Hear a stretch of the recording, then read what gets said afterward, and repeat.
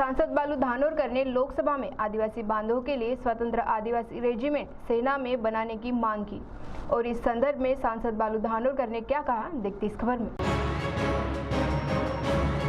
भारतीय सेना में अनेक रेजिमेंट हैं, जिनके नाम कुछ समुदाय तथा उप समुदायों पर हैं, जैसे Sikh regiment, Gorkha regiment, Rajput regiment, Jat regiment, Maratha regiment आदि है। और इसी पार्श्वभूमि पर आदिवासी लोगों के लिए स्वतंत्र आदिवासी रेजिमेंट तैयार करने की मांग सांसद बालू धानोरकर ने लोकसभा में की। उन्होंने कहा कि देश का मूल निवासी यह आदिवासी समुदाय है। आदिवासी लोगों के लिए स्वतंत्र आदिवासी रेजिमेंट किए जाने पर आदिवासी समाज का आदर होगा और अधिक से अधिक आदिवासी युवकों को सेना में भर्ती होने के लिए तथा राष्ट्र की सुरक्षा के लिए काम करने में प्रोत्साहन मिलेगा। तो सुनिए, इस संदर्भ में लोकसभा को संबोधित करते हुए उन्होंने क्या मांग की। श्री बालू भाऊ जी जी जी जी बोला जाए। धन्यवाद अध्यक्ष महोदया।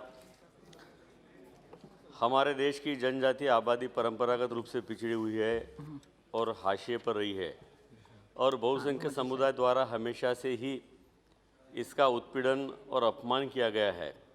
इस संबंध में जनजातीय लोगों को संदर्भित करने के लिए कुछ शब्दों का उपयोग किया जाता है जो अत्यधिक अपमानजनक है और आपत्तिजनक है।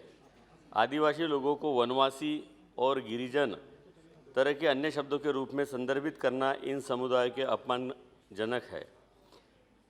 उन्हें आदिवासी कहा जाना चाहिए क्योंकि वे इस भूमि के मूल निवासी है। महोदया, सरकार को यह सुनिश्चित करने के लिए कानूनी कदम उठाने चाहिए कि जनजातीय लोगों के लिए ऐसे अपमानजनक शब्दों के प्रयोग पर प्रतिबंध लगा दिया जाए। ठीक उसी तरह जैसे अनुसूचित जाति के लोगों को संदर्भित करने के लिए हरिजन शब्द के प्रयोग पर प्रतिबंध लगा दिया गया है। इसके अलावा इस संबंध में मैं यह भी कहना चाहूँगा कि भारतीय सेना में कई रेजिमेंट है जिनके नाम कुछ समुदाय उपसमुदायों जैसे Sikh regiment, Gorkha regiment, Rajput regiment, Jat regiment आदि के नाम पर रखे गए हैं। मैं सरकार से जनजातीय लोगों के लिए एक अलग आदिवासी रेजिमेंट बनाने की अपील करता हूं। महोदया, इससे हाशिए पर पड़े जनजातीय समुदाय के प्रति उचित सम्मान दिखाई देगा और अधिक से अधिक जनजातीय युवा को सेना में शामिल होने और राष्ट्र की सुरक्षा के लिए काम करने के लिए प्रोत्साहित किया जाएगा।